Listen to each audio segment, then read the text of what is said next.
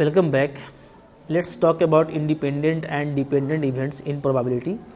तो याद रखिए प्रोबेबिलिटी में ये काफ़ी इंपॉर्टेंट होता है कि आप पहले ये जान लो कि वो इंडिपेंडेंट है या डिपेंडेंट इवेंट है, क्योंकि दोनों के केस में अलग अलग फार्मूलाज अप्लाई करते हैं। ठीक है, तो इससे पहले भी मैंने डिस्कस किया हुआ है काफ़ी लेक्चर में, बट आज हम लोग फिर से एक बार रिकॉल करते हैं और कंपेयर कर लेते हैं कि एक ही तरह का क्वेश्चन जो दिखता है तो वो अलग अलग सिचुएशन में कैसे डील होगा। राइट, तो first one we talk about the independent event. Right, तो इंडिपेंडेंट इवेंट क्या होता है? तो let us see a quick definition.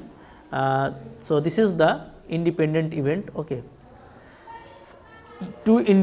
two events are independent if probability of occurrence of one does not affect the probability of occurrence of other। ठीक है, तो basically यही है कि दो अगर इवेंट अगर इंडिपेंडेंट है तो इसका मतलब है कि जो प्रोबेबिलिटी वाइज एक का अकरेंस जो है वो दूसरे के अकरेंस पे कोई फर्क नहीं डालेगा। ठीक है, दोनों आपस में क्या होगा, independent with respect to probability of occurrence होगा। राइट, ओके, अब देखिए जो सिचुएशन होता है, मैं आपको बताऊं सिचुएशन, जो फेमस सिचुएशंस है। ओके, सिचुएशंस जो भी फेमस सिचुएशंस है जिसमें आप काम करते हो, आप तुरंत डिसाइड करते हो कि ये क्या है आपका, ये आपका जो है इंडिपेंडेंट है या डिपेंडेंट वाला केस है। तो जैसे मान लीजिए कि आपको दे रखा है कि जो क्वेश्चन है आपका, वो जो भी इवेंट है, ठीक है, वो विथ रिप्लेसमेंट हो रहा है। ये बहुत इंपॉर्टेंट है। अगर विथ रिप्लेसमेंट है तो डेफिनेटली जितना भी इवेंट होगा ना वो क्या होगा, वो आपका इंडिपेंडेंट होगा।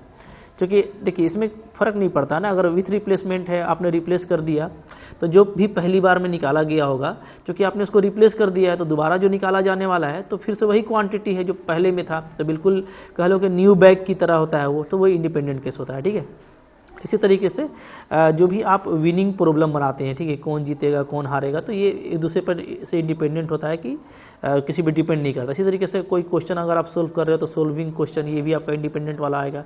ठीक है, बहुत इंपॉर्टेंट होता है आपका टॉसिंग एक क्वाइन। ठीक है, अगर क्वाइन आप टॉस कर रहे हो या आप डाइस को उछाल रहे हो तो ये सब सारा क्वेश्चन क्या है, सारा आपका इंडिपेंडेंट इवेंट में आ जाता है। राइट, इसी तरीके से मान लीजिए कि जो है कोई ऐसा प्रॉब्लम है जिसमें 2-3 लोग हैं, ठीक है, और उसमें कोई आपका खेल वगैरह के बारे में मेंशन किया हुआ है तो कौन जीतेगा, तो ये तो मैंने खैर बता ही दिया।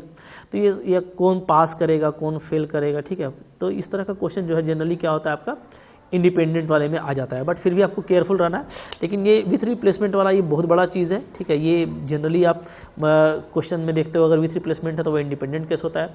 टॉसिंग ए क्वाइन और डाइस वगैरह ये सब आपका इंडिपेंडेंट वाला केस होता है। और अगर इंडिपेंडेंट है, याद रखिएगा, अगर इंडिपेंडेंट है तो उस केस में क्या होता है, उस केस में आप directly P A intersection B कैसे फाइंड आउट करते हो, तो आप करते हो क्या, ए इंटू बी ऐसे आप लगा देते हो। ठीक है, आपका फाइंड आउट हो जाता है।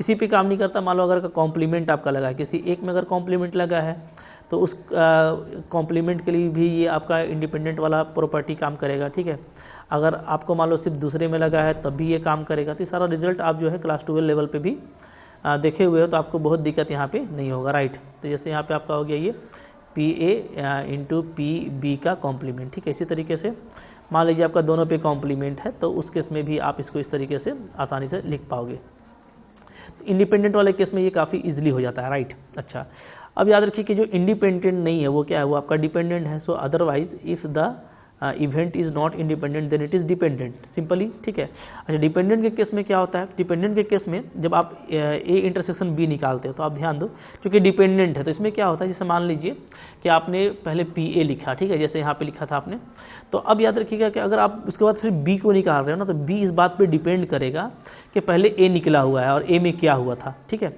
तो b बाई ए ऐसे हम लोग लिखेंगे इसको। ठीक है, तो इसको हम लोग बोलते हैं कंडीशनल प्रोबेबिलिटी। पूरा मैंने इस पर भी आपको वीडियो बताया हुआ है। याद रखिएगा कि अगर डिपेंडेंट इवेंट है तो डिपेंडेंट इवेंट के केस में ठीक है आपका नॉट रिप्लेसमेंट होता है, रिप्लेसमेंट आपका मेंशन नहीं रहता है, विदाउट रिप्लेसमेंट वाला क्वेश्चन होता है। ठीक है, या नॉट रिप्लेसमेंट बोल सकते हैं, या आप क्या बोल सकते हैं, आप बोल सकते हो क्या, विदाउट रिप्लेसमेंट। तो विदाउट रिप्लेसमेंट अगर आपको दे रखा है क्वेश्चन में तो समझ लो कि वो डिपेंडेंट इवेंट बनाएगा। ठीक है, अच्छा, जो भी कंडीशनल प्रोबेबिलिटी आप यूज़ करते हो तो कंडीशनल प्रोबेबिलिटी आप डिपेंडेंट के लिए यूज़ करते हो, या बेस थ्योरम आप लगाते हो तो बेस थ्योरम भी कंडीशनल के डिपेंडेंट के लिए लगाते हो। तो ये सब आप में अंडरस्टैंडिंग होनी चाहिए। राइट, अब देखिए यहाँ पे ये हो गया, तो इसमें देखिए और इसमें फ़र्क है। ओके, जब भी आप इसमें निकालेंगे ए इंटरसेक्शन बी का प्रोबेबिलिटी तो आपका ये फ़र्क पड़ेगा। इसी तरीके से मान लो आप बी इंटरसेक्शन ए निकाल रहे हो, आप ने पहले मान लो पी बी लिखा, तो अब ये डिपेंड करेगा ए वाला का कि बी में क्या था नहीं था, ठीक है। तो इस तरीके से आपको इसको देखते हुए जाना है। तो कभी कभार कुछ पूछ देता है, जैसे अच्छा आपको ये भी पता है कि जैसे इंडिपेंडेंट वाला केस इधर मैंने डील कर रहा था, तो इसको आप सिंपली ए बी लिखते हो ना, इंटरसेक्शन को आप पी ए बी ऐसे भी लिखते हो, P A into P B, okay. मतलब बीच में इंटरसेक्शन दिया जाए ये जरूरी नहीं है। इसी तरीके से मान लो ए बी सी है, 3 इवेंट पे आप काम कर रहे हो, तीनों क्या है, तीनों आपका इंडिपेंडेंट है। तो इधर मैं इंडिपेंडेंट वाला चर्चा कर रहा हूँ। अगर इंडिपेंडेंट है तो इसमें क्या होगा, सिंपली आपका P A P B P C ऐसे आप लिख पाओगे, राइट। लेकिन अगर आपका डिपेंडेंट वाला केस है तो डिपेंडेंट वाले केस में आप ए बी सी को कैसे लिखोगे, तो डिपेंडेंट वाले केस में मैं यहीं पे बता देता हूँ, कोई इश्यू नहीं, ठीक है। हाँ यहीं पे चले, तो चलिए इधर देख लेते हैं यहाँ पे। तो यहाँ पे अगर आप डिपेंडेंट वाला देखिए, मैं डिपेंडेंट वाला केस को इधर डील कर रहा हूँ, ठीक है। ये आपका ऊपर ये आपका सारा डिपेंडेंट वाला केस है इधर, ओके। ये मैं डिपेंडेंट वाला बात कर रहा हूँ, और नीचे मैंने क्या है, ये सब मैंने पर आपको इंडिपेंडेंट वाले के लिए बात किया है, ठीक है। कोई कन्फ्यूज़न नहीं होना चाहिए, ओके। तो डिपेंडेंट वाले केस में अगर मान लो आपको 3 का निकालना है, जैसे यहाँ पे पी ए इंटरसेक्शन बी लिखो, या सिंपली आप लिखो इसको पी ए बी लिखो, तो पी ए बी का भी वही मतलब होगा कि अगर डिपेंडेंट है तो पहले पी ए होगा और फिर बाद वाला जो है पहले वाले पे डिपेंड करेगा, यानी कंडीशनल प्रोबेबिलिटी आपको यूज़ करना पड़ेगा, ठीक है। इसी तरीके से अगर आप ए बी सी मान लो 3 निकालते हो, और ये डिपेंडेंट वाला केस है, क्या है, अगर ये आपका डिपेंडेंट वाला केस है तो ये क्या हो जाएगा, मान लो आपने पहले पी ए निकाला, तो फिर जो सेकंड जो बी का प्रोबेबिलिटी होगा वो ए पे डिपेंड करेगा, ठीक है। इसी तरीके से जो थर्ड जो सी का जो प्रोबेबिलिटी होगा वो ए और बी दोनों पे डिपेंड करेगा। तो इस तरीके से आप फार्मूला को तैयार करते हैं, ठीक है। ये सब मैंने पहले भी आपको बताया था, आज एक बार आपको कंक्लूड कर दे रहा हूँ, ठीक है। अब देखिए, तो ये सारी बातें होंगी, तो इसमें विदाउट रिप्लेसमेंट वाला या विथ रिप्लेसमेंट आप देखोगे, ये सारे इंडिपेंडेंट केसेस अगर आप देखोगे तो आप ये अप्लाई करोगे। अगर आप इसके अलावा देखोगे डिपेंडेंट वाला केस तो आप ऊपर वाला चीज़ अप्लाई करोगे, राइट, ठीक है। अब हम लोग यहाँ पे देखते हैं कुछ क्विक एग्जाम्पल को, कि एक ही जैसा एग्जाम्पल दिखने वाला आप इंडिपेंडेंट और डिपेंडेंट में कैसे कैसे अलग अलग class. So consider a quick example here. देखिए यहाँ पे आपको क्या बोलता है कि 2 कार्ड जो है ड्रॉ किया गया है, right, with replacement. This is the important line, with replacement, ठीक है। तो बोलता है कि find the probability that both is heart, दोनों जो है हर्ट पता होना चाहिए, इसका क्या प्रोबेबिलिटी है, राइट।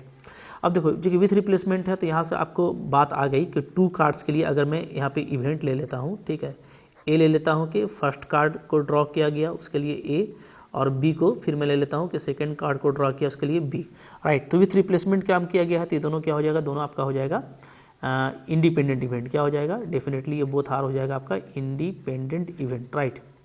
अच्छा, अगर इंडिपेंडेंट है और दोनों हार्ट आपको निकालना है, तो आपको पता है कि हार्ट पत्ता टोटल जो है कितना होता है, 13 होता है, 13 कार्ड्स आर हार्ट्स, ठीक है, इन्हें 52 एस्पेक्ट, राइट।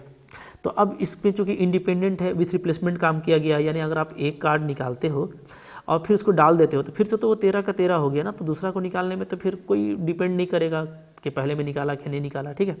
तो इस केस में सिंपली आपका जो आंसर है वो क्या आ जाएगा, वो आ जाएगा probability of A and B आपको निकालना है, तो आप प्रोबेबिलिटी ऑफ ए बी लिख सकते हो, ठीक है। इसका मतलब होगा प्रोबेबिलिटी क्या, both card is heart, both card is heart, ठीक है। और ये आपका सिंपली क्या हो जाएगा, चूँकि ये इंडिपेंडेंट है तो it is nothing but P A into P B.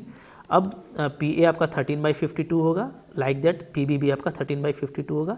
13 में से कोई भी एक ड्रॉ करोगे, ठीक है, तो आपका हो गया 1/4 इंटू 1/4 यानी 1/16, राइट। तो ये हो गया आपका इंडिपेंडेंट का केस, ओके।